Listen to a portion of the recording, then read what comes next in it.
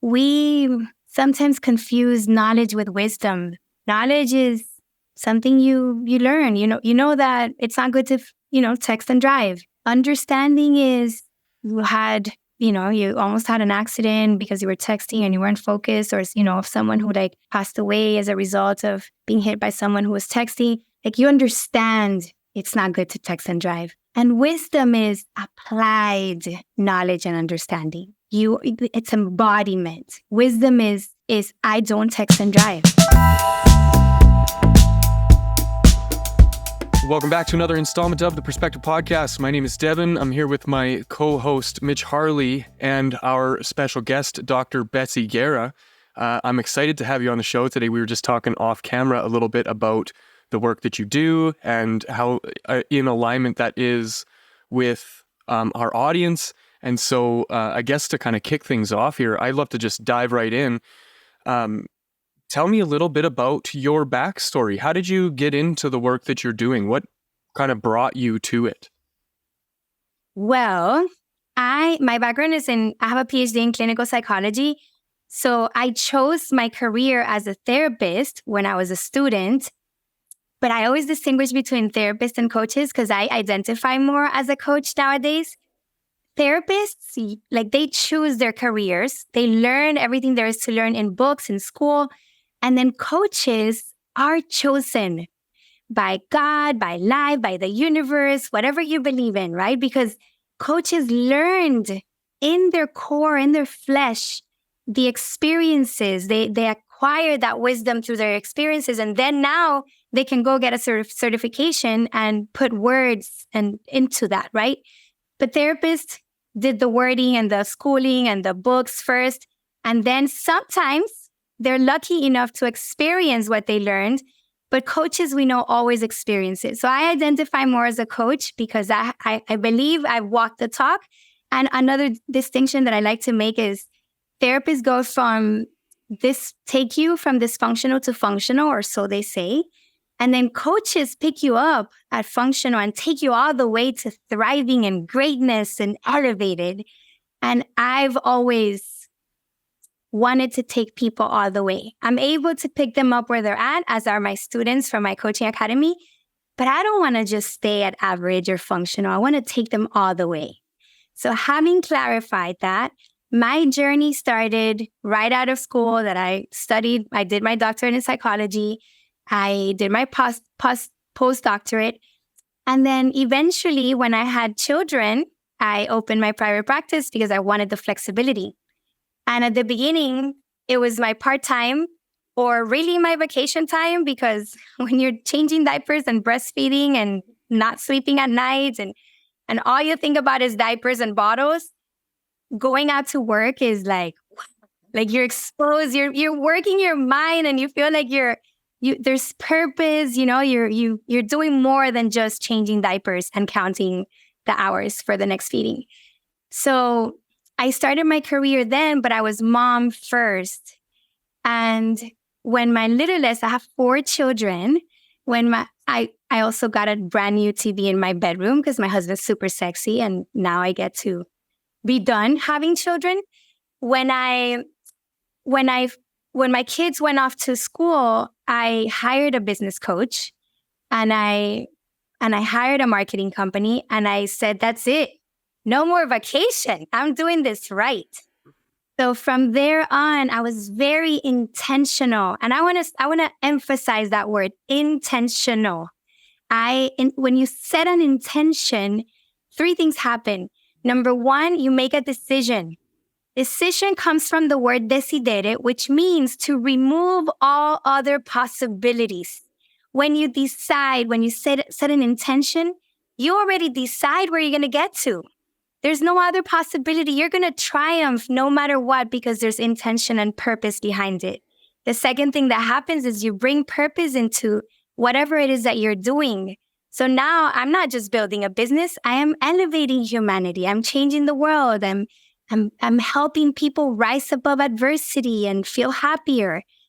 And then the third thing that happens when you set an intention is that you connect to infinite wisdom. When you set an intention, what you're saying, what you're doing is you're putting out in the universe like, okay, I'm doing this. And then you're asking God or that higher power that you believe in to guide you through the process. Because we can do the work, but we really have no power over the outcome. So I set the intention of really building my business to impact the world and to share the gifts that I had learned through my career. And in doing so, I learned so much more than I learned in school. That's why I'm so passionate about coaching, because I thought, like, what's a coach going to do? Like, they don't know psychology. They didn't go to school for what I went to school for. And gosh, was I wrong? Like, that arrogant perspective that we often have of thinking we know so much really holds us back. You don't know what you don't know. And I heard someone say in a conference once that when the number two biggest expense of a company or an entrepreneur is taxes. But you know what number one is? Number one is not knowing. That's what costs you the most. Because if you don't know, you leave a lot of opportunities and money and possibilities on the table because you didn't know about it. So what I learned from hiring a coach, and I've always been with a coach or mastermind or both, is you get to hire people and surround yourself by people, mentors, coaches, other business owners or entrepreneurs that are going to help you or are going to teach you the things that they've had to learn through their own mistakes and challenges in their careers. So I got intentional about my business. And ever since, I have become established in South Florida. I'm from Miami. I have a private practice. That private practice grew, and I created a team. And then I'm a creator by nature, so I'm always inventing things and innovating. So now I've had online programs. We have group programs for teenagers, children, adults, couples. And now I have an internationally accredited faith-based coaching academy. And I'm going to share how I got here, because I know that was the original question and I talked too much. I'm sorry about that. Sorry, not sorry. And I need to pause 1 second and come back to 2013, because my career shifted tremendously then. I mentioned I have a very sexy husband and 4 beautiful children. And in 2013, I was the happiest woman on earth, living my fairy tale life. And my second daughter, died suddenly in an accident at the pool in our house, with me inside the pool, and with no explanation to truly understand what and how happened. And after that moment, you can imagine that my life ended. My life as I knew it was destroyed. I wanted to stop living for the first time in my life after 13 years at that time. It's been over 20 now. But after 13 years of working in the field of psychology, at that point was when I truly understand why someone can go crazy. Like what it means to just lose contact with reality. There are moments in life, and I think every entrepreneur goes through this, in which you feel that reality is so unbearable and excruciating that you don't think you can. You don't think you can live with it. And that happened to me in 2013. My heart crumbled. I could feel the pain in my flesh. It would penetrate my bones. And I realized there was no PhD, there was no experience, there were no books, nothing that could save me from my pain, nothing that could rescue me, except faith. Faith. And people think faith is only for the religious. And I'm here to tell you that's not true. That's not true. Faith is the belief in a higher power, call it what you will. Believing in yourself, in your ability to do hard things, believing in others, those who are going to support you and show up for you wholeheartedly, believing in the process, this journey that we call healing. And healing is nothing else but feeling. Feeling is healing. And when you believe that something that seems impossible is possible for you, you become divine. You tap into infinite wisdom and possibilities because you're no longer held back by what your mind, which is as limited as us human beings, tells us. So what happened as of 2013 that I had to walk a different talk in my life was I realized I could no longer just sprinkle faith into my work. I always brought it in. I've always been a woman of faith. I had to make it an integral part of it. So since then, I have created and proven a psycho-spiritual approach to rising, to elevating, to reaching and unlocking your greatness, which is what I believe God created us to be, great. So ever since, I've been attracting a lot of people who wanted to know, how did you do it? They saw my journey, they witnessed my falling and my rising, and they were like, how? And all those hows became a book in the first place, Hurt to Hope. And then from there on, the coaching academy was born because even my supervisors, the people who I admired the most, who supervised me during my postdoctorate, they were calling me to ask what to do with their clients who were grieving because they knew I had something that they hadn't read about or figured out in their journey as psychologists or therapists. And those experiences, I also had a team here at my private practice that I realized I was really good at supporting and training and supervising. So all those experiences led me to create something that could help empower service-driven, faith-based individuals or thought leaders who want to elevate humanity. You've said something about the path that a therapist versus a coach takes, and that really resonated with me. I'll share a brief story about my past. When I was in high school, I witnessed a death, and the school offered counseling to the kids who were a part of that. And I ended up in an office with a counselor having a conversation many, many times during that school year to sort through whatever it was that I was going through. I never felt heard. I felt spoke to or spoke at. And I very quickly realized that maybe this person didn't necessarily have the same interest in healing as I did.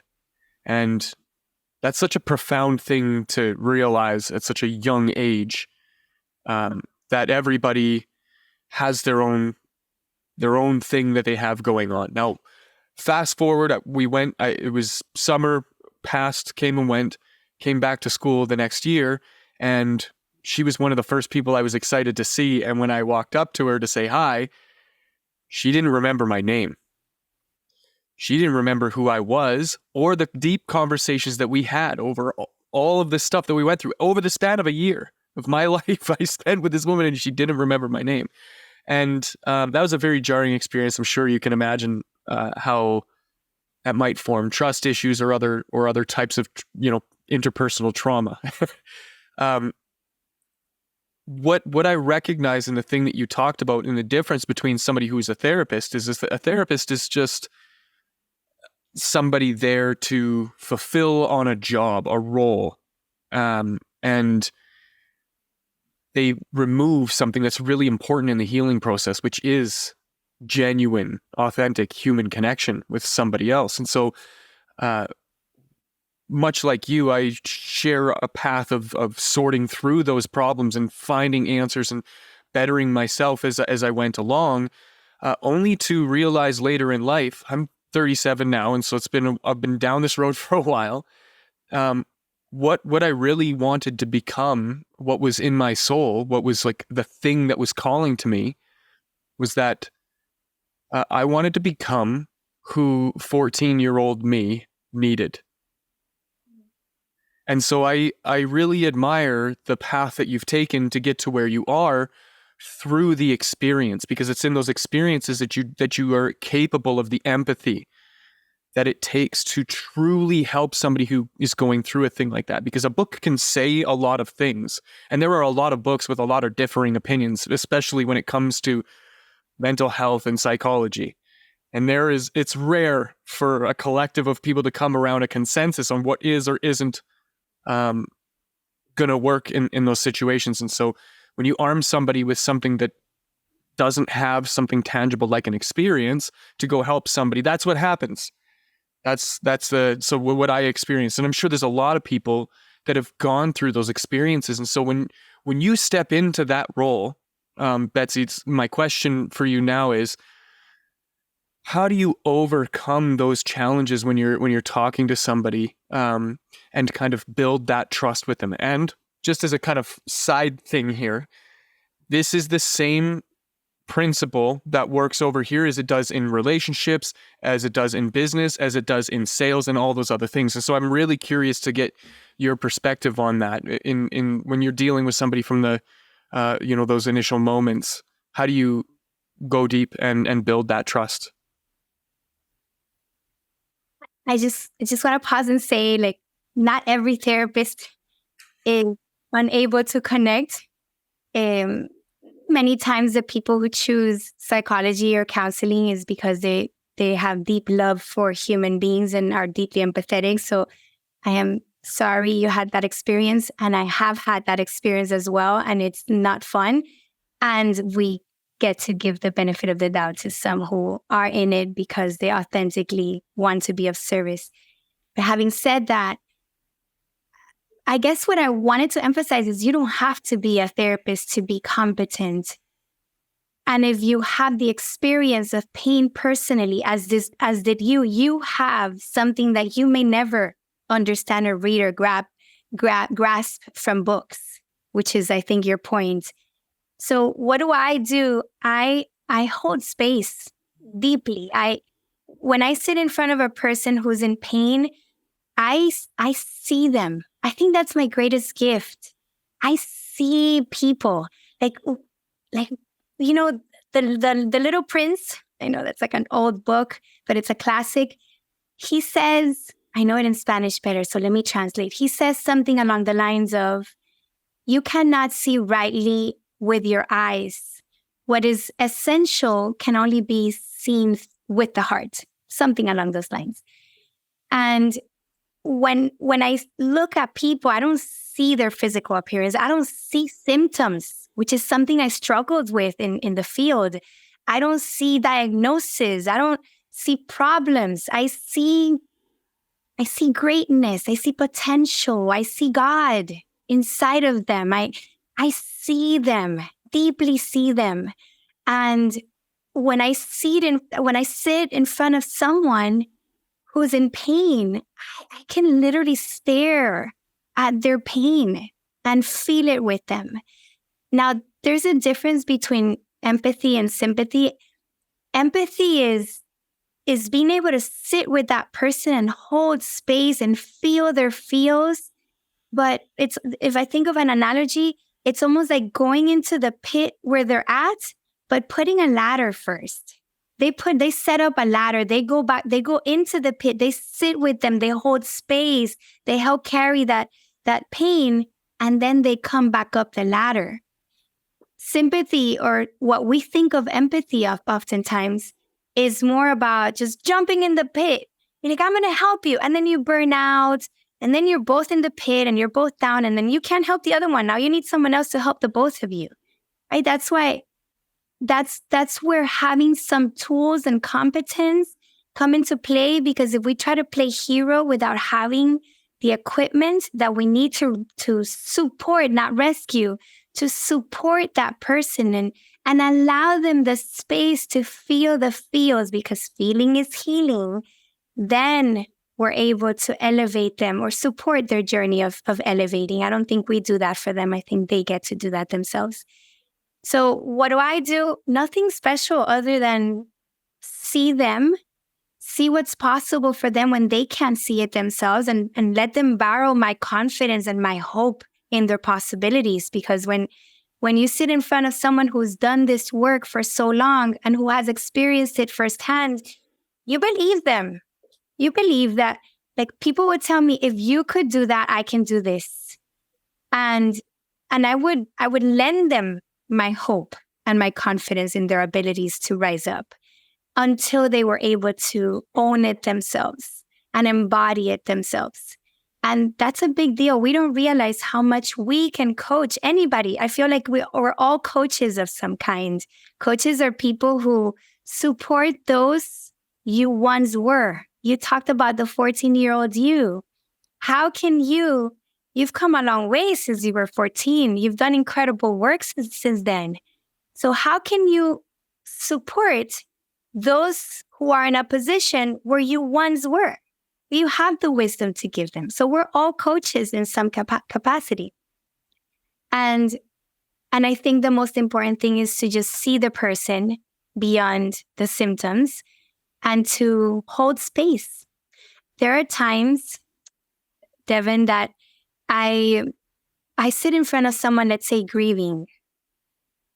When someone's grieving, there's so much you can do. You cannot propel them forward like I could with a relationship, for example. Like, give me couples therapy or couples coaching, and I got you. I'm going to equip you with tools, and I'm going to just propel you forward. I have all these goodies to give you, to equip you with. Grief, the way to support someone in grief is allowing them to feel, because feeling is healing. So when I sit in front of someone grieving, there are times that I don't even know what to say. The tragedies that I've been exposed to are insurmountable. I have no words.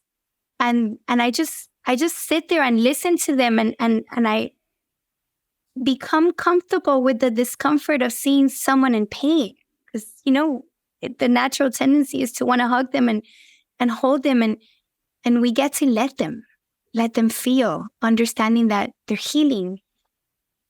And there are times that I'm there and I'm like, I feel so incompetent. I feel like I'm not doing anything for this person. Like, what do I tell them? And there's been moments that I've cried with them. There's moments that I think my face is all disfigured from how I'm expressing my empathy towards what they're sharing. And then at the end, I haven't said anything. At the end, right when I'm feeling extremely incompetent because there was nothing I could say to fix or solve the problem, they're like, thank you. I'm like, thank you for what? I didn't do anything. Thank you. Thank you, because I allowed for that. I held that space. Most of the people are like, don't cry. Okay, let's go. Let's get distracted. Don't stay here. Don't do that. Don't cry. Don't cry. Don't cry. No feeling, no healing. So I think that's the main thing. See the person, see the possibilities, lend them your hope, and hold space. Let them feel. And I must share this because this is a classic of Betsy Guerra. I have an analogy of pain as a fertilizer. Pain, what are fertilizers made of? Chemicals. Poop and poop. Fertilizers are made of poop, okay. Right? So pain feels like crap. It stinks like it. It while you're experiencing it, it's just like a fertilizer that stings. And out in the park, in the trees, it stings. It sucks. It's painful. You don't like it. You're not supposed to. But what do fertilizers do to plants? They nourish them. They strengthen them. They help them give fruit, grow.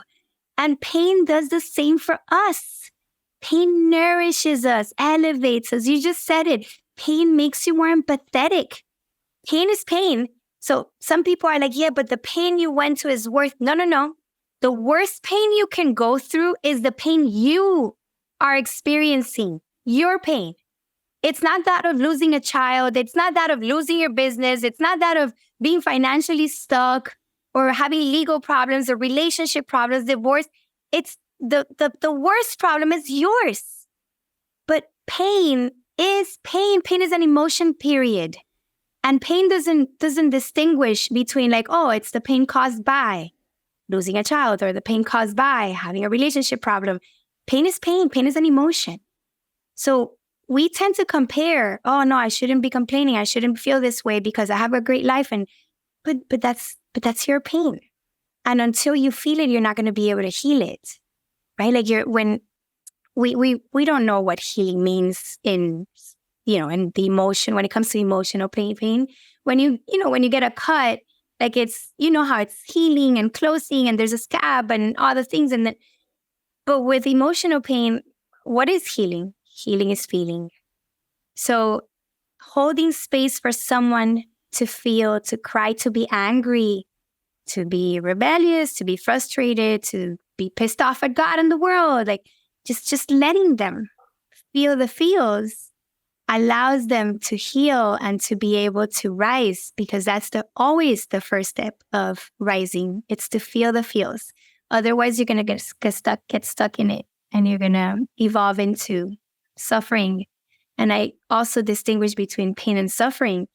Pain is the path to healing and joy, right? Like feeling is healing. So pain is the pathway. Suffering is when you got stuck in the pain, when you made pain the destination.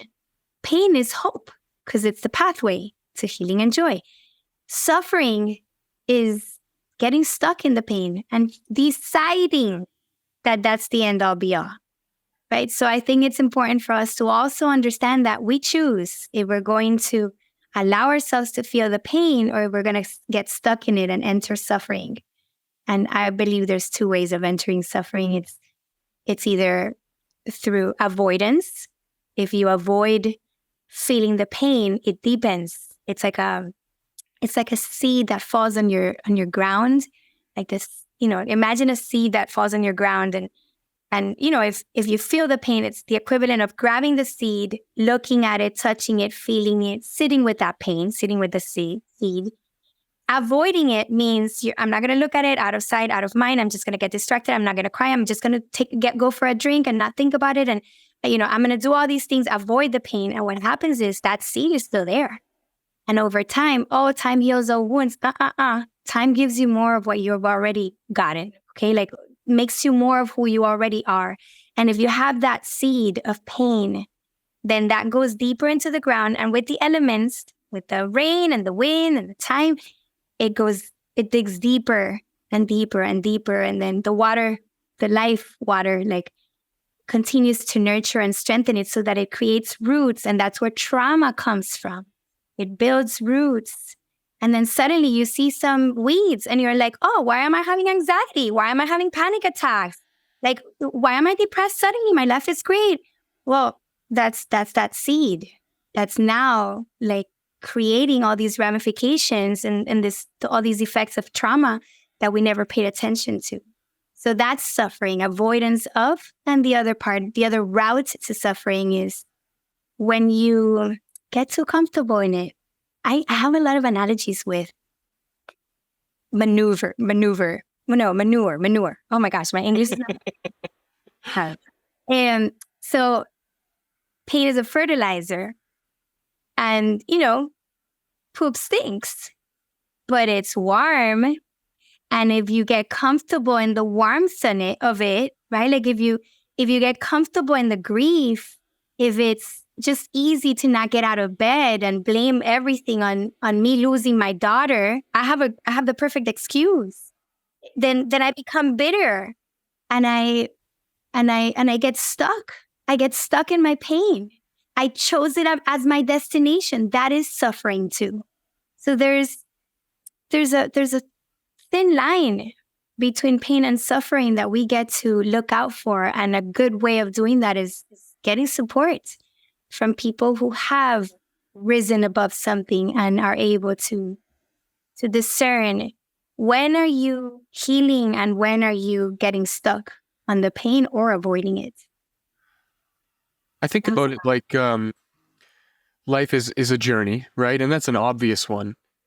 The destination is also really obvious. We're all going to die one day. So in between here and there, we're on a path to explore all of the different possibilities and iterations of what it means to be alive. And I don't know if that serves as the meaning of life or whatever, but I see neutral. Neutral is the baseline of being safe and peaceful and at peace. And whenever we go to a place of happiness, or we go to a place of anger, or we go to a place of sadness, those are all pit stops along the way. And I only have one rule. It's okay to visit those places. In fact, it's a part of that journey. It's necessary to visit those places. But you can't live there. There's no houses for you here.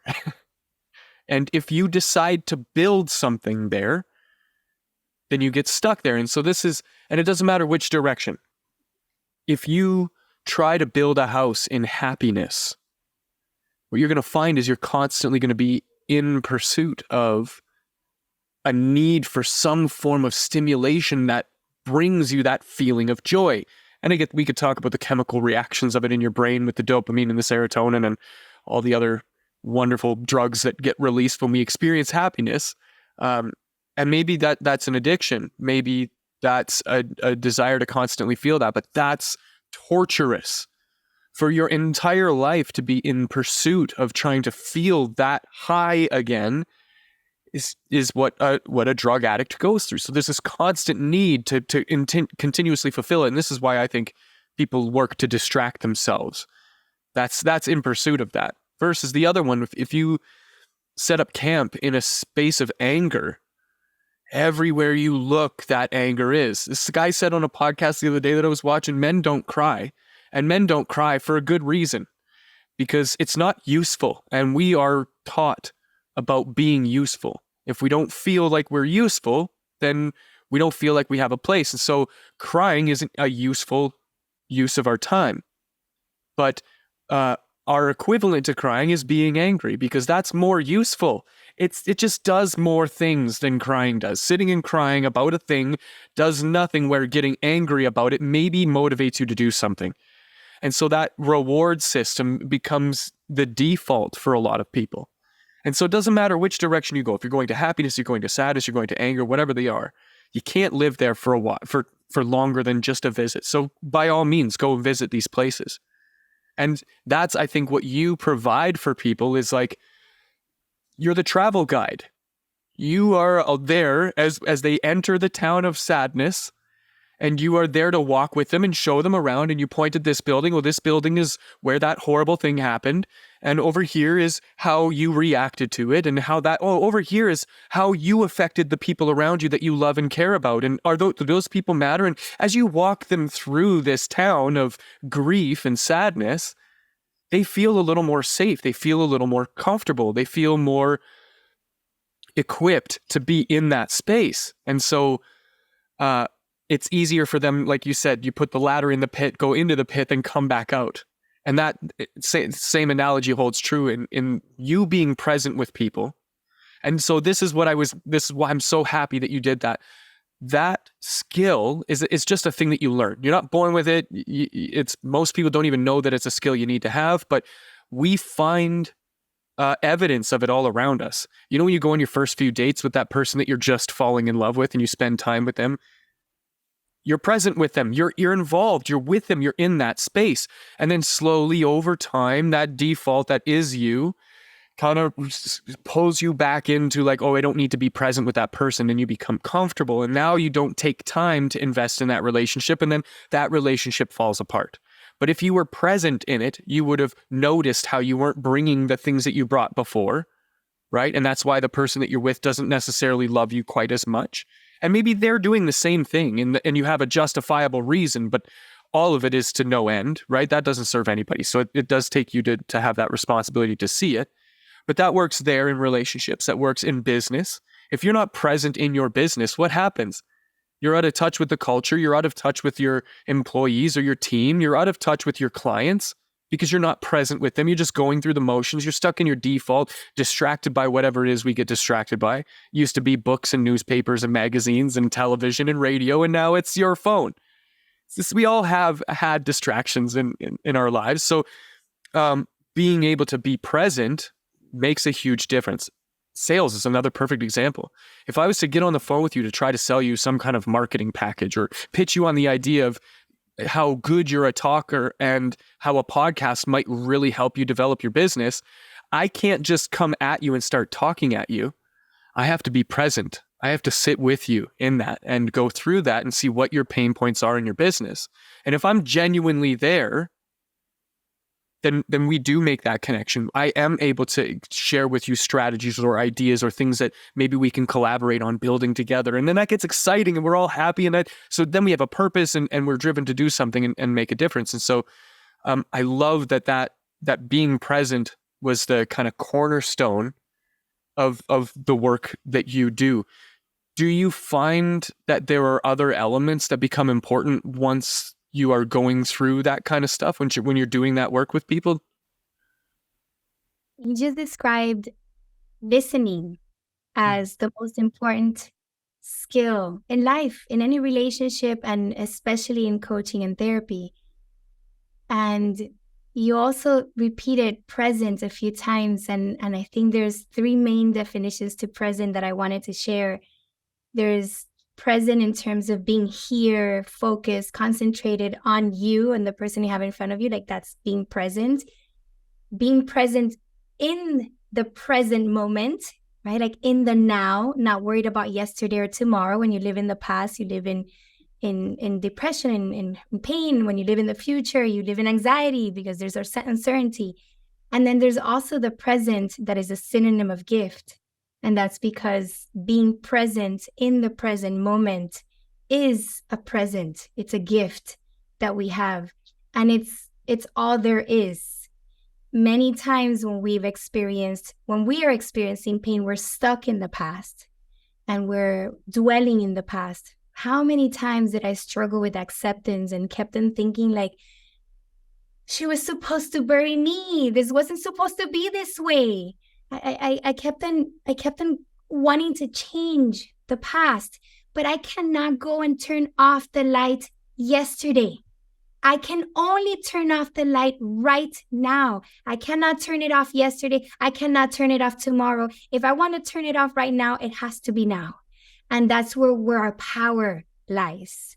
So when we're present with someone, in addition to listening and allowing them to experience what is as is, and acceptance is one of the most important tools. It's the second step of my faith method. The first one is feeling the fertilizing pain, which I already shared with you. When you're able to sit with the person, listen and hold space, there's also an opportunity to give them tools. And this is where we get to show up competently as coaches. I think there's incredible coaches out there that are naturals and they have wisdom and they have experiences. But what a life coach certification like mine gives them is not the experience. They already have that. It's not the empathy. They already built that. It's the toolbox. And I think that's important when I sit in front of my people. And the toolbox starts not like, it's not just filled with techniques and knowledge and theories. It also has words. The words we use to communicate with people matter. Words have power and they're weighted and they're not equally weighted. Like 2 words, I hate you. No, those are 3 words. 3 words, I hate you, do not weight the same as I am sorry when you come to apologize for those. I hate you may have a greater weight on someone. You say that to your spouse, you say that to your parents, your child. That's going to hurt them. It's going to be very, very, very weighted. You can then come back and say like, I'm sorry, I was just pissed off. That I am sorry, 3 more words did not weigh as much as these other words weighed. And there's mindset in words. When you say, I need to get this, I need to do this for work, and I need to pick up, and I should have, could have, would have, all those words come from a place of scarcity. They represent the mindset of scarcity. Words of abundance are such as, I get to, I am ready to, I am ready to embark on this journey, marketing strategy that I'm doing for my business. I am ready to manifest a whole lot of money and be profitable by the end of the year. I am excited I get to do all this work and wake up every morning and take my kids to school and be the Uber of my family members. Like I get to, like all those words carry weight and mindset and information. And if you're sitting in front of a person and telling them, you need to do this, and you should do that, you're bringing shame, you're bringing this sense of inadequacy, you're bringing scarcity, right? So the words we use when we're holding space for the people we have in front of us matters. And we have the power to, I'm going to be redundant, the power to empower them, or we have the power to bring them down. We have strong influence when people in front of us are vulnerable. And that's why it's so important to choose wisely. And for those who are striving to be coaches and mentors, for you to be intentional and competent, be prepared, read books, get a life coach certification. Don't just do the things that you think are the right things because they work for you, because you may miss some important factors that bring energy into the conversation, into the interaction that may be diminishing or empowering. I think you talked about linguistics and it being so important. And I think that that's so overlooked. And especially in North America, because English, for as complicated as it is, uses crossovers quite a bit. And we use the word love in many different contexts, whereas other languages have specific words for types of love, right? Like Greek. So I think that it's very important to be careful what we say for that reason.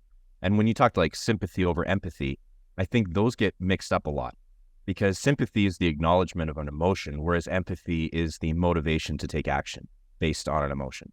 So when we realize what the actual meaning of the words we're using, so to say, I have empathy, well, that could be wrong, because if you're not taking action, if you're not motivated to do something, whatever that is, then you don't have empathy, you have sympathy, and that's okay. But just recognize that the words need to be accurate for what you're saying.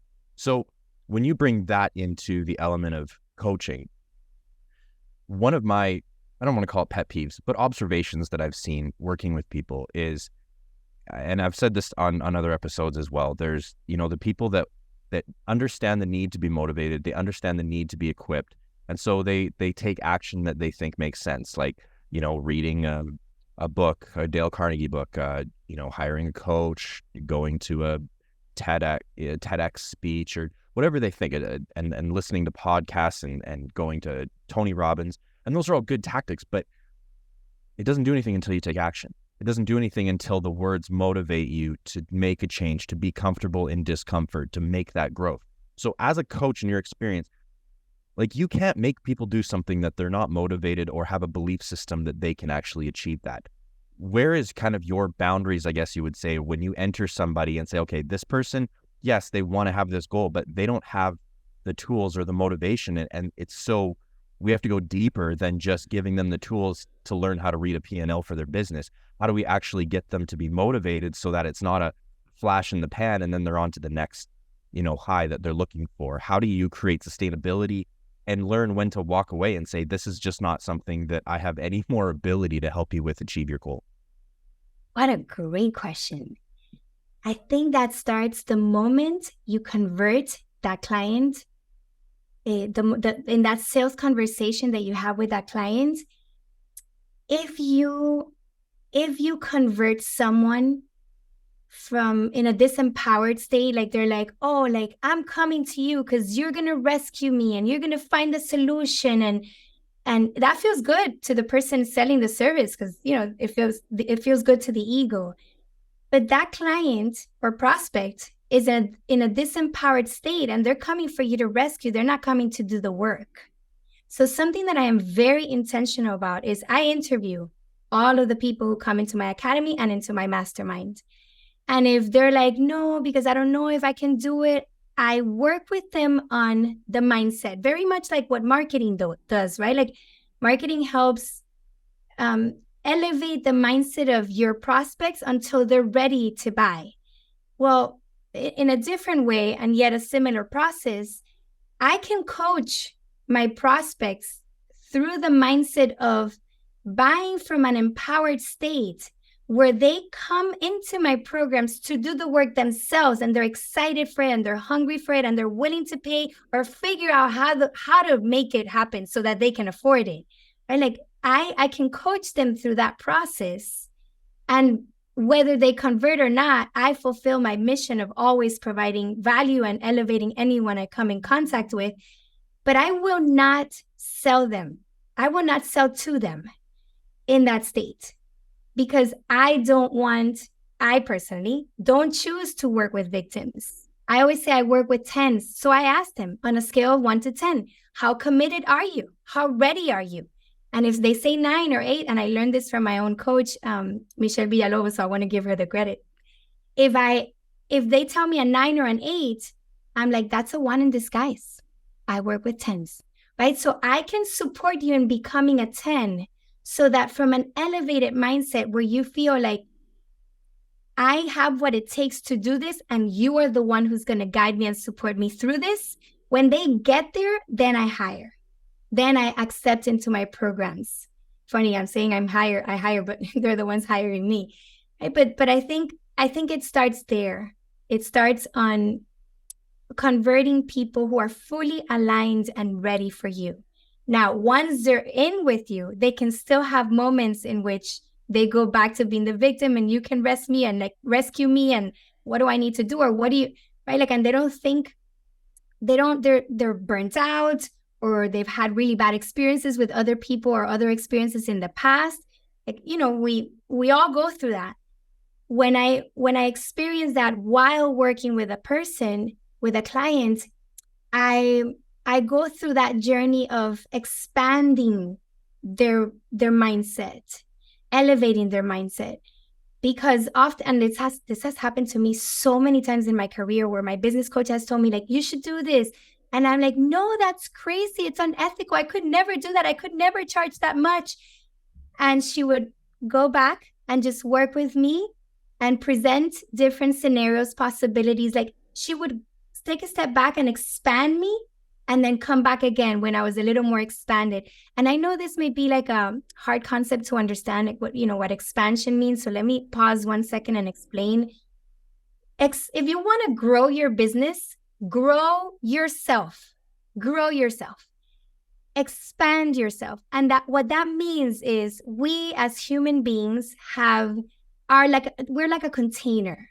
And in the measure that a container grows with knowledge, wisdom, experiences, failures, mistakes, all these lessons that we learn in life, expand us. They expand us. Now there's room for more possibilities, for more perspectives, for, different options.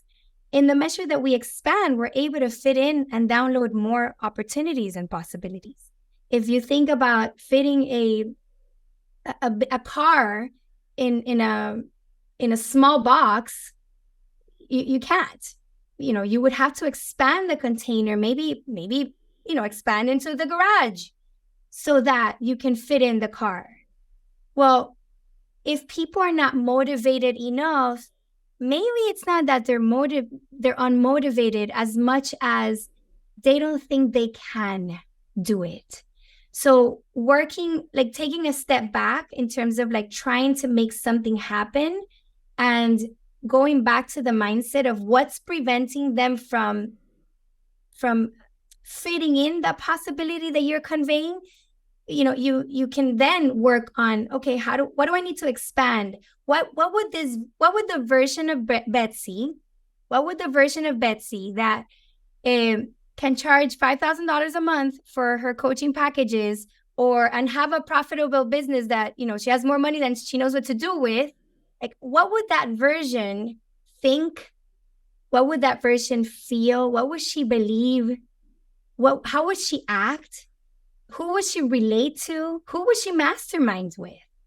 When I was in the journey of becoming that person, because I came from a mindset of, my background is Catholic, and my parents showed me And the money's for the poor, money's to give away. Like, it's not for luxuries. Like, whatever you get, like, just give it back to others who are less fortunate. So imagine I ran a nonprofit, but it was really a for-profit, right? I was always finding ways of giving all the money away, overpaying my team, undercharging. Like, I always found ways of just getting rid of the money because I needed to support humanity in that way. So I had to believe that it's okay for me to get paid. It's okay for me to have the luxury and support and elevate humanity. It's okay for me to have more money that I know what to do with and be extremely generous. Like, we live in an either or world, and we don't realize that it's really a both and. You get to be both abundant and have luxuries and extremely deeply generous, right? And I had to expand my mindset, my very, like, my programming that was very, very ingrained. I had to expand and change that to be able to fit in all the opportunities and possibilities that God had in store for me and my business. And I wouldn't have been able to do that without expansion, because it's like wanting to fit a car into a small box, a jewelry box. It doesn't fit. So if you have a client, a customer who seems unmotivated or doesn't want to do the work, my first recommendation is that you invite them to explore if this is something they really want. And if you don't see that motivation, then find what like excites them. Like, what is the thing that moves them, right? Like, spend some time exploring that so that you can find the spark, because Napoleon Hill says that this, what is it called? I always kill this quote. Something along the lines, it's not exact, so I'm sorry, just Google it, but something along the lines of intention or goals that are not backed up by desire will be limited, right? So desire matters. Motivation, I think, is, I think of motivation as desire, like that, like, I cannot live without not doing this. I cannot die without doing this. So if that's the problem, then search for what moves that person and connect that purpose, that thing that you do know that it moves, that they're moved by, connect it to the task at hand. So you can bring purpose, intention, excitement to the possibility, to the task that you're trying to invite this person to consider. However, if you realize, like, yeah, they're excited, they want it, but they don't want to do the work, then maybe see if you get to elevate them into an empowered state where they get to choose, where they get to decide, enough. I am no longer going to play small. I'm not going to be mediocre anymore. I'm like, we want to expand and elevate them, because maybe it's not the motivation, the problem, but rather the container. The container is not big enough to trust and believe that they have what it takes to rise up. And, imposter syndrome comes into play too. And sometimes we're like, oh no, like, we procrastinate. And you as a coach may think, man, this person's not doing anything. But maybe it's resistance. Maybe it's that imposter syndrome. Like, I don't think I have what it takes, so I'm not even going to try it. So I would get clear first on whether it's that motivation or that desire, like intrinsic desire, or if it's expansion, that they need a little bit of expansion of mindset. All right, I'm going to throw a scenario at you, because you've thrown some linguistics again that I think are an interesting dynamic here. So I come from the mindset that belief and faith are two different aspects, and sometimes they get intermingled. And the belief, you can believe in something that you have no proof of. You can believe in something that there is no evidence of, and that's fine. That is a belief that you carry. But faith is based off of evidence. So whatever evidence that is, that's good enough for you. That's faith. So you can believe in something, but once you have evidence, you can have faith in it. I have faith that the sun is going to come up every morning, right? But I also believe in things that I've never experienced, but I don't have faith in them. And so that's where I view those definitions a little bit different. So taking that into context, if you give someone a task to kind of see where they're at with their mindset, you give them a nail and you say, put this nail through this piece of wood. They believe that it's possible, but maybe they don't have the faith that they can do it. But if you said, now I'm going to give you a hammer, they now have the faith that they can do that because they've seen evidence that that hammer can put the nail through that piece of wood. So that's transferring that. So do you think that giving someone asking them a question, do you believe that you can build your business? Well, I don't know. Okay, what if I gave you this tool to build your business? Now they have faith because they've seen that tool work in action in other businesses, and you've just transferred them from a belief to faith. Does any of that make sense to you? Because I've built like a whole mindset around that principle. My whole life centers on this idea. I love that. I hear you. I think it's a really cool new perspective. I think of faith as believing in something you can't see and don't even know if it's possible, right? So I guess my idea of faith is your idea of belief. My idea of belief is, okay, I have to start from the beginning. To me, Betsy Guerra's mindset is to me, thoughts are sentences. They're sentences that pop up in your mind. Right? Like, you go to a classroom and you see the purple elephant ate the pink truck. That's a sentence. Do you believe that sentence? Probably not.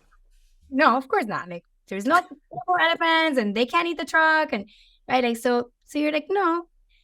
So to me, thoughts are sentences that as they're repeated, they become like dominant, and then you believe them, right? So you may not believe the elephant eating the car, the truck, because it didn't become dominant. You didn't repeat it over and over again because from the beginning you were like, oh, please, that's not possible, based on your beliefs from how elephants and trucks work. So to me, thoughts are sentences that may become dominant if you consistently engage with them. And when they become dominant, they become a belief. So now you think that is true. You think that idea, that sentence is true because it's a belief now. And then to me, faith is believing as true something that you've never seen and you don't even know if it's possible for you. But you choose with intention to have faith in it, to trust that it is possible for you. So that's my perspective, but I'm going to go back to yours. Did you have a question about your perspective? No, for me, like what I found interesting about it is, because I would love to debate the belief versus faith thing again. But anyway, what I found interesting is when you come to someone or someone comes to you and you're kind of vetting that process of, is this someone that, is going to benefit from my program? So that's ultimately what you want to do. You don't want to have someone just kind of like waddle around in your program. You want to have someone benefit from it. You're offering something to better them, right? So you're putting them through that veteran process. But sometimes people have the motivation, like you said, but if they don't know what you can do for them, then that's where their limiting beliefs comes from. And that's why I use the example of the hammer, because without showing them that, hey, I have this hammer, so but until you show them the tool, they're still kind of like, they're only in what they know and they understand, and that's not working for them. So for you to say, are you motivated to build your business? In their mind, they're like, I have I have the want, but I just don't see the end of the tunnel here. And so to offer them that kind of upfront, say, I have a box of tools, here's a couple examples, and find the one that resonates with them. And all of a sudden that sparks that motivation to now saying, with that tool, I can conquer it all. But without showing them that tool, that potentially could have vetted them as somebody that wasn't ready. But as soon as that tool comes in, all of a sudden now they're beyond ready for your program. Like, do you see that as a valuable thing, or do you think that it's either in that mindset or they're not? So yeah, so of course, that's what a sales call is for, right? What I'm hearing in my language is that tool is the value. You're showing them the value of what you have to offer. because they don't know. They don't know what they don't know, right? So in that sales conversation, you are conveying what is possible for them based on your knowledge, wisdom, and competence. And that's still in the sales process. So you can still get a See, this feel this for is whether where this is where I kind of disagree with that a little bit, because you can go to Walmart and Walmart says, we're going to save you money. Just that statement. We are going to bring value by saving you money. And you're like, cool. I don't believe you. It doesn't mean it's not true. I just don't believe you. I don't have faith that you're going to save me money. And Walmart goes, okay, here's the competitor's product. Here's our product. We saved you $10. I'm in. Right now, all of a sudden, I'm motivated to come buy from you, because you just didn't lead me with a statement of what value you're going to bring me. You actually gave me the tool of what the value is going to do for me, right? You showed me the actionable part of it, and then I took action on that rather than just the value mantra, I guess you could say. You know what I see happening? Semantics. This is really interesting. So Betsy, when you were talking I'm agreeing with everything he's saying. I'm like, yeah, where did it's we what you were saying with the expansion. It's like the expansion is the proof. It's like, oh, you don't believe that you're capable of running a business that does 9 figures in a year? Well, let me show you. But first, I have to give you the room to be able to do that so you can see that the car fits in the garage. You don't think it does. For some reason, your belief is that the garage is smaller than the car. And okay, then we can work on adjusting that. And whether that's the faith or the belief, that's neither here nor there. But the point of it all is at some point, you got to have buy-in. And the only way you can get them there is if you lead them there and show them some evidence to support the claims that you're making. And then, okay, now somebody's bought in and they're ready to go ahead with something in terms of that. And that takes work, but that also takes knowing what the right tools are. And I think that's what Mitch is trying to point at. Mitch, correct me if I'm wrong here, is if that's a part of your process, then what is that? What is the proof, or what do you do to help somebody expand so that they do understand, or they do see the potential, or they feel that they have the capability? Is that a part of, like, is that an individual thing, or do you have like a something that you could share, like a nugget again, that you could share with the people listening that might help them do that themselves, for somebody who, and I love this one, if they're dealing with an ask hole, somebody who's always asking the questions but never willing to do the work to get the outcome. Oh, I love that term. Oh, use it. I have a client journey. I have a process through which I take my prospects that I think embody that tool. My like, for example, for the coaching academy, people go, let's say they go into the website. I have a lead magnet, a 3-day retreat, and it's like a sneak peek that covers our main pillars, like mind, spirit, body, or habits, right? Our 3 pillars are mastering human understanding. So I do a class on the mind. The second pillar is spirituality. So I teach you how to connect to infinite wisdom in the masterclass. And the third pillar is embodiment. So I teach you habits and routines, practices that you can engage in to become what you're going to be preaching. So I give them that. And that in and of itself goes nurturing that mindset shift. Then they're able to apply. The application is very specific. Like, it has a lot of questions, and it's a very good screening tool, because if you're willing to fill that out, then you're invested enough to get on a conversation. So after that, after they apply, we review that information, and based on that, we give them an interview. And when we give them the one-on-one interview, we screen for alignment. For us, it has more to do with faith, belief. I don't know. Like, it has more to do with alignment and having the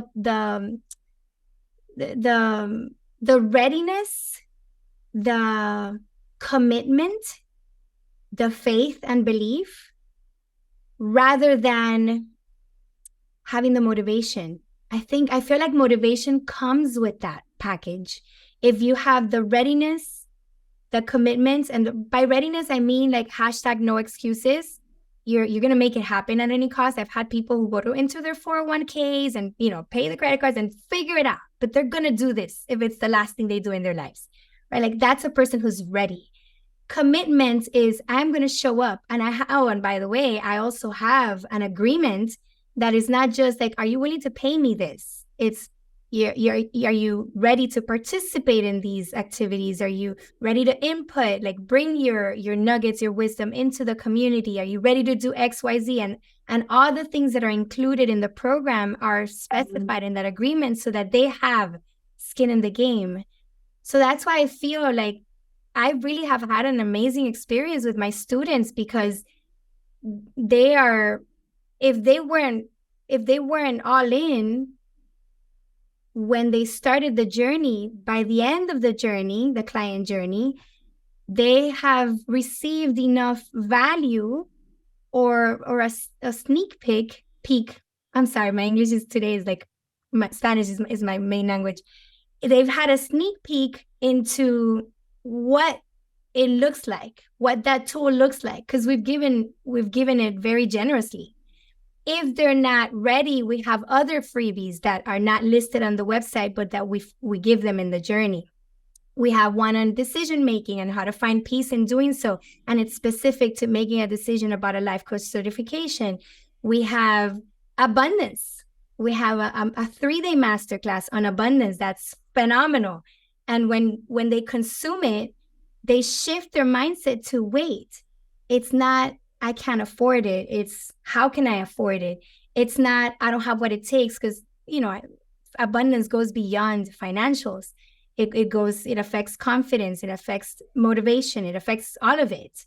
So I have all these tools that work for me, right? At some point I did them live and I continue to do them. I also have free life coaching. So they once a month, I coach for free anybody who comes into my meeting, into my Zoom, and they're able to witness what I'm doing with other people. So they also see the value. They notice, they see the tools. And again, whether they buy or not, I am in the business of elevating humanity, and I'm committed to impacting anybody I come in contact with. So at the very least, I am fulfilling my purpose regardless of the outcome. But then because I show up in that manner, the outcome always comes as well. So you do give them the hammer and the opportunity. I love that, because that was kind of the whole thing. I'm not just fluffy, like all fluff, Mitch. You misunderstood me. Yeah, but I love that. But I think that that's a lesson to take away from, entrepreneurs that are listening. I think in that scarcity mindset, it's like, I don't want to give them the hammer, because that's my leverage. That's my power as far as the service that I offer. But what they're failing to realize is if you give them a hammer up front to put that nail in, well, now all of a sudden you have a potential carpenter in your hands and you can go build great things. But you have to give people the opportunity to prove themselves. You have to give them the tools so that they can accomplish something. And it's interesting what you said about motivation, because one of our first guests that we ever had on the show made the comment that motivation is an emotion. It comes and goes. We're not always motivated to go to work, but we do it. And so discipline is something that we have to work on, and commitment. And we're not always motivated to be committed, but we're disciplined enough to stay committed. And that gives us the ride of motion or emotion to be motivated. And I think that that's really good. I love the concept of this 3-pillar, like freebie up front, because I don't think there is a better vetting process for that, for someone to show they're invested in, because sometimes financials does hold people back, obviously. But to show I'm willing to put my time in, I'm willing to put my effort, my mental energy into this. That's sometimes more valuable than a financial investment for proof of equity, in the sense of what somebody's willing to put in. And that gives you such a high level client. I love that. Absolutely. Betsy, speaking of how generous you've been with your time, I'm grateful for that, for you sharing your infinite wisdom on the show today. If there was one thing that you could give somebody who made it to the end here, that would help guide them through whatever challenges they're facing, maybe even into your office. What would that look like for you? You talked about discipline, and I speak about habits as one of the tools to rise above any adversity. We as entrepreneurs can be very fast-paced and action takers, doers, givers, go-getters. And I have found that the most powerful tool I've ever come across, and I treasure it and practice it daily, is stillness. So if you're going through something and you feel like you've tried it all and you're burnt out and you're overwhelmed and you don't know, be still. Be still. Every day, take a moment to meditate, to pray, to journal, to go for a mindful walk, to just be still and let go of wanting to solve the problem, wanting to do the thing. Like, let go of thoughts. Thoughts are limited. They're sentences. Let go of your thoughts so that you can expand and open space to download true wisdom. We sometimes confuse knowledge with wisdom. Knowledge is something you learn. You know that it's not good to text and drive. Understanding is you almost had an accident because you were texting and you weren't focused, or of someone who passed away as a result of being hit by someone who was texting. Like, you understand it's not good to text and drive. And wisdom is applied knowledge and understanding. It's embodiment. Wisdom is I don't text and drive, right? So I think we acquire wisdom not just by knowing and understanding and reading and listening and doing, but especially by not doing, by just being, in the measure that you be, then you can do and act accordingly. But we have it backwards. We think we need to have in order to do, in order to eventually be happy, like that pursuit that you were talking about in terms of happiness. But beingness, isness, is the ultimate destination. It's the ultimate joy and peace. It's where we all want to get to. We want to be the best at our business. We want to be the best husband, wife, parent.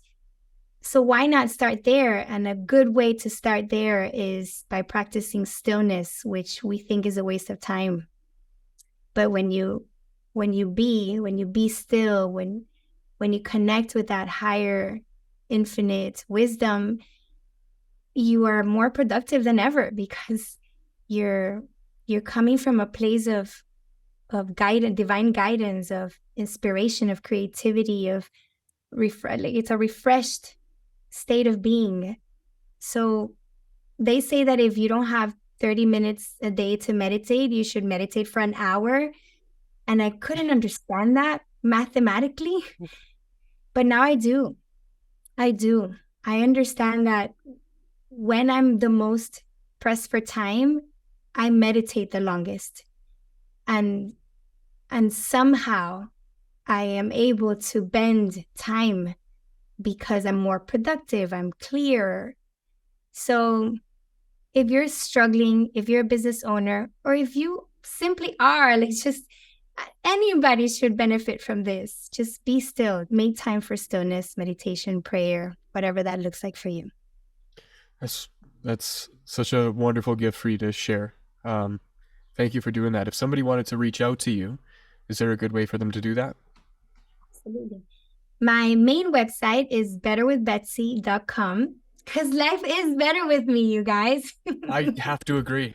Because God created me to his image and likeness. That's why I'm so awesome. So betterwithbetsy.com, and I'm on social media everywhere. I'm also Better with Betsy. And then if anybody's interested in being certified as a life coach, then it's faithbasedcoachingacademy.com. But you can also reach that through Better with Betsy. Awesome. We'll leave all that in the show notes. For now, this episode, that is a wrap, and we will see you in the next one.